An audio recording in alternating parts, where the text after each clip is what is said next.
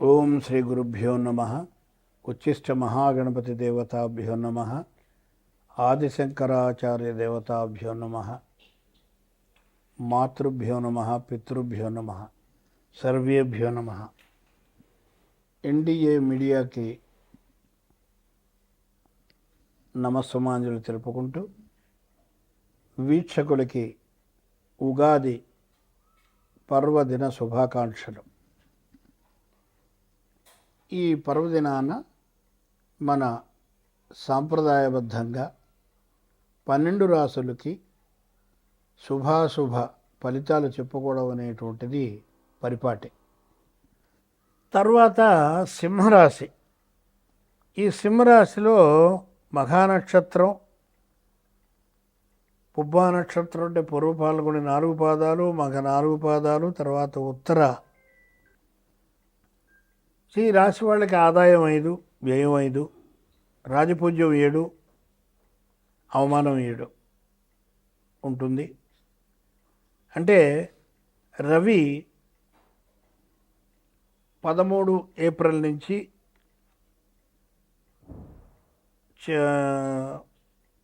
చివరి వరకు 13 ఏప్రిల్ వరకు కూడా అష్టమం, తర్వాత 17/7/26 నుంచి 17/9 వరకు 12 అంటే వ్యయస్థానం, తర్వాత జన్మస్థానం. ఆ జన్మలో అలాగే 17/11/26 నుంచి 16/12/26 వరకు అర్ధాష్టమం, 15/3/27 నుంచి సంవత్సరాంతం వరకు అష్టమం.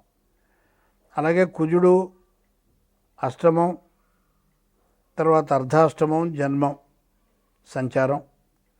అలాగే గురువు ఈ సంవత్సరం అంతా కూడా 12 అంటే వ్యయస్థానం, జన్మంలో సంచారం.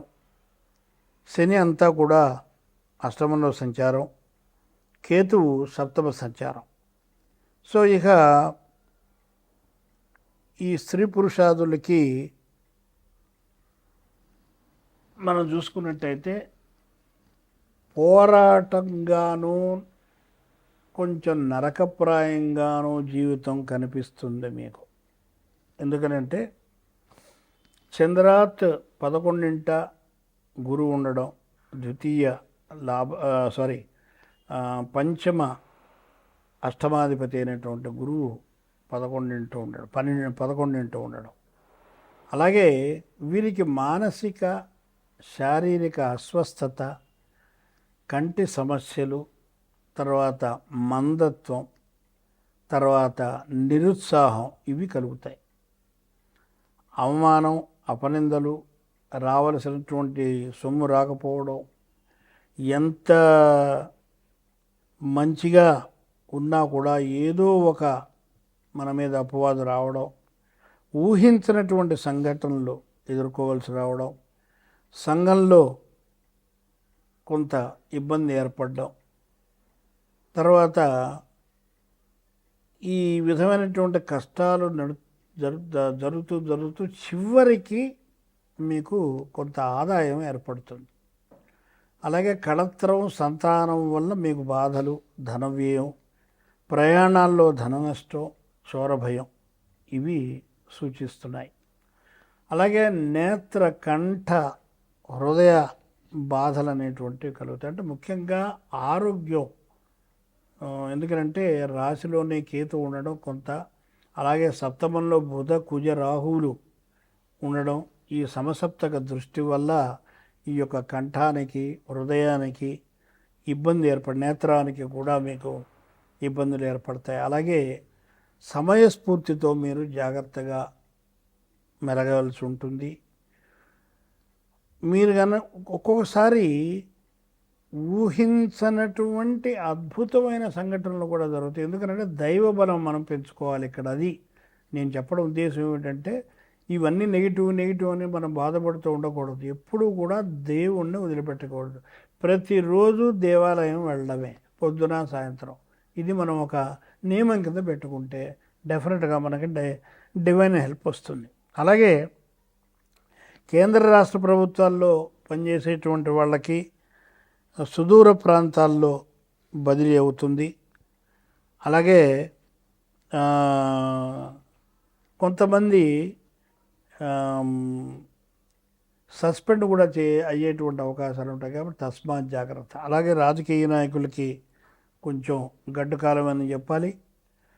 ఇక పరిహారాలకు వచ్చినట్టయితే మంగళవారం, గురువారం నియమాలు, శనివారం నియమాలు పాటించాలి. శివాలయంలో అభిషేకాలు చేయించాలి. సోమవారం పూట రుద్రాభిషేకాలు. అలాగే పంచాక్షరి మంత్రం ప్రతిరోజు చదవడం చాలా ఉత్తమం. పంచాక్షరి మంత్రం అంటే ఓం నమ శివాయ. సో అంటే ఇక్కడ మేము చెప్పడం ఏమిటి ఉద్దేశం అంటే ఈ ఫలితాలు ఈ సమయాల్లో మీరు జాగ్రత్త తీసుకోవాలి అనేటువంటిది. రైట్ ఫ్రమ్ ఉగాది రోజు నుంచి మీరు ఒక ప్రతిజ్ఞ చేయండి దేవుడి దగ్గర నిలబడి, నేను ప్రతిరోజు ఉదయం సాయంత్రం నీ దర్శనం చేసుకుంటా స్వామి, నన్ను కాపాడు అనడమే. ఎందుకంటే ఇప్పుడు కలియుగంలో రాబోయే కాలం చాలా గడ్డు కాలం ముందర మాట్లాడుకుంటాం. ఇక్కడికి సింహరాశి యొక్క పరిహారాలు సంపూర్ణం. ఓం శ్రీ గురుభ్యో నమః. ఇప్పుడు ఈ పంచాంగ శ్రవణంలో అతి ముఖ్యమైనటువంటి ఘట్టం ఏమిటంటే అంటే నవనాయకుల నిర్ణయం. ఇది సనాతన కాలం నుంచి వస్తున్నటువంటి సాంప్రదాయం. కాకపోతే దీన్ని ఎక్కువ మంది పాటించట్లేదు, ఎక్కువగా దానికి ఇంపార్టెన్స్ ఇవ్వట్లేదు, వినేవాళ్ళు చెప్పేవాళ్ళు ఇద్దరు కూడా. ఈ నవనాయకులు అంటే రాజు, మంత్రి, సైన్యాధిపతి, సస్యాధిపతి, ధాన్యాధిపతి, తర్వాత మేఘాధిపతి, అర్ఘాధిపతి, మేఘాధిపతి, రసాధిపతి, నీరసాధిపతి. ఈ 9 ఈ 9 పోర్ట్ఫోలియోస్ అంటాం.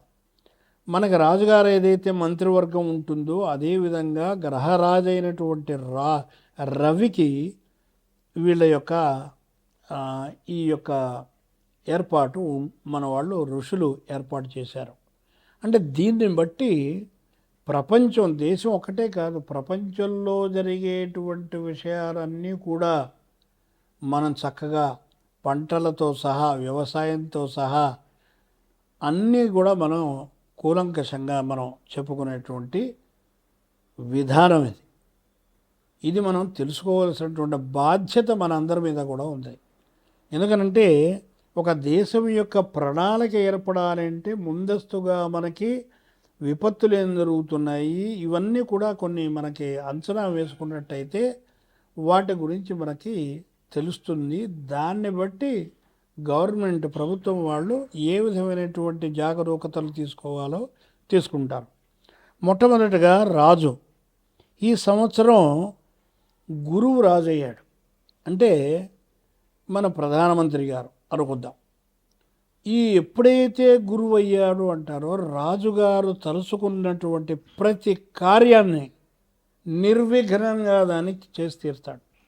ఇది దైవబలం ఫుల్గా ఉంటుంది. అంటే ప్రజలందరూ చాలా సంతోషంగా ఉంటారు. దేవాలయాలు అభివృద్ధి చెందుతాయి.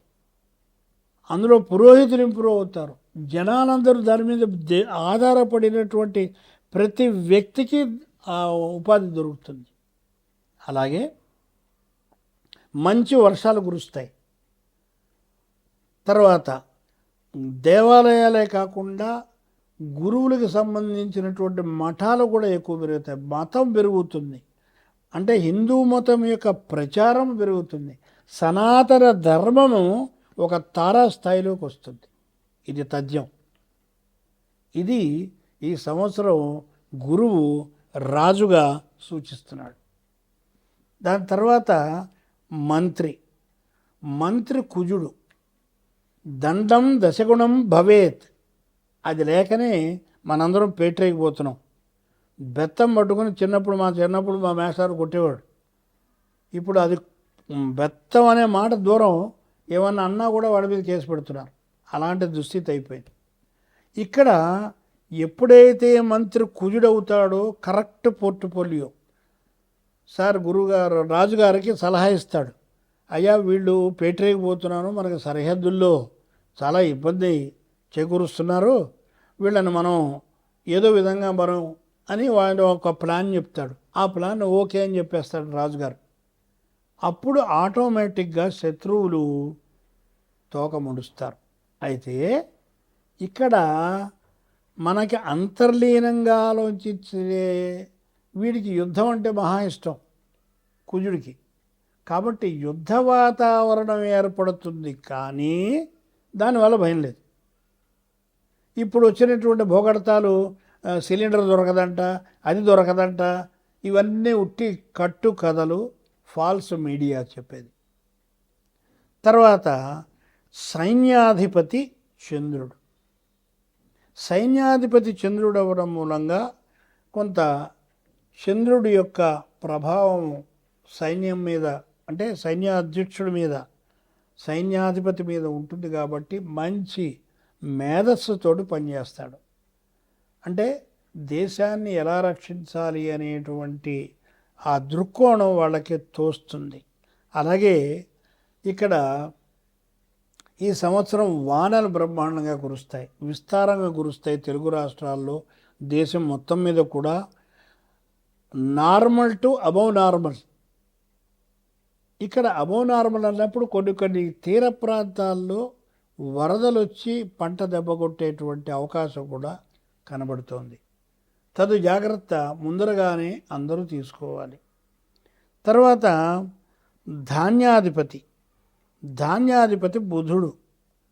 వరి, గోధుమలు, తృణాలు ఇవన్నీ కూడా మంచి అభివృద్ధిలోకి చెందుతాయి. ఎందుకంటే బుధుడు అవ్వడం మూలంగా మంచి విస్తారమైన వానలు కురుస్తాయి. కానీ ఇంటర్మీడియట్ అంటాం దాన్ని.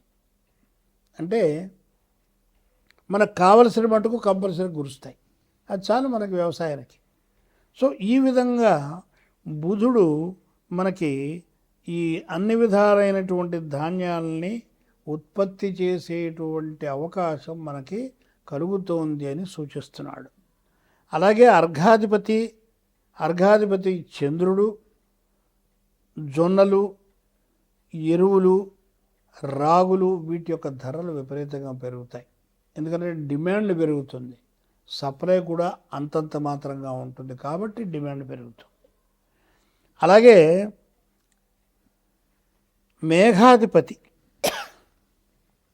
మేఘాధిపతి చంద్రుడు అంటే బ్రహ్మాండమైనటువంటి మేఘాలు ఏర్పడి పర్జన్యాత్ అన్న సంభవం అన్నాడు శ్రీకృష్ణుడు. అంటే ఎక్కడో పరా ప్లస్ జన్య, ఎక్కడో ఏర్పడినటువంటి మేఘం మన దగ్గరకు వచ్చి వర్షం కురుస్తుంది. ఆ కురవడం మూలంగా పంటలు పండుతాయి బ్రహ్మాండంగా. చంద్రుడు అవడం మూలంగా బ్రహ్మాండమైనటువంటి వర్షాలు ఉంటాయి, అందులో సందేహం లేదు. పంటలు పుష్కలంగా పడుతాయి. వరిధాన్యం, తర్వాత గోధుమలు ఇవన్నీ కూడా బ్రహ్మాండంగా పడుతాయి. తర్వాత మీకు రసాధిపతి అంటే మనం రసం అంటే ఈ రసం కాదు, పళ్ళ రసాలు ముఖ్యంగా.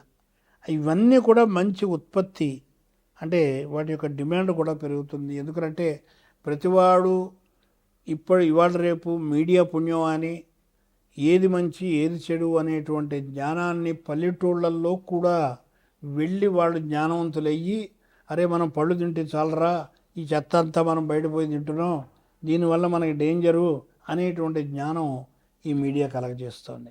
వాళ్ళకి నమస్సులు. తర్వాత చివరిగా నీరసాధిపతి. నీరసం అంటే మనం తిరగపోతే నీరసం కాదు, అంటే మెటల్స్. ముఖ్యంగా ఈ సంవత్సరం బంగారం, వెండి ధరలు విపరీతంగా పెరుగుతాయి. తర్వాత ధాన్యం, పత్తి ఇవన్నీ కూడా బాగా ఉత్పత్తి వచ్చి ఆర్థికంగా మంచి రైతులకి డబ్బు వచ్చేటువంటి అవకాశం మనకి కనబడుతుంది. ఈ నీరసాధిపతి కూడా గురువు అయ్యాడు. గురువు అవడం మూలంగా విస్తృతం, ఏ ప్లానెట్ ఆఫ్ ఎక్స్పాన్షన్. ఈ యొక్క వ్యాపారం ఎవడైతే చేస్తాడో పత్తి వ్యాపారం, అది అభివృద్ధి చెందుతుంది. సో కాబట్టి ఈ విధంగా నవనాయకులు మీకు ఈ సంవత్సరం అంతా కూడా మంచి జరుగుతుంది అని చెబుతూనే యుద్ధ వాతావరణాన్ని కూడా అంతర్లీనంగా చెప్పడం జరిగింది. ఇది ఈ భగవంతుడి యొక్క సృష్టిలో మర్మం. సర్వే జనా సుఖినో భవంతు.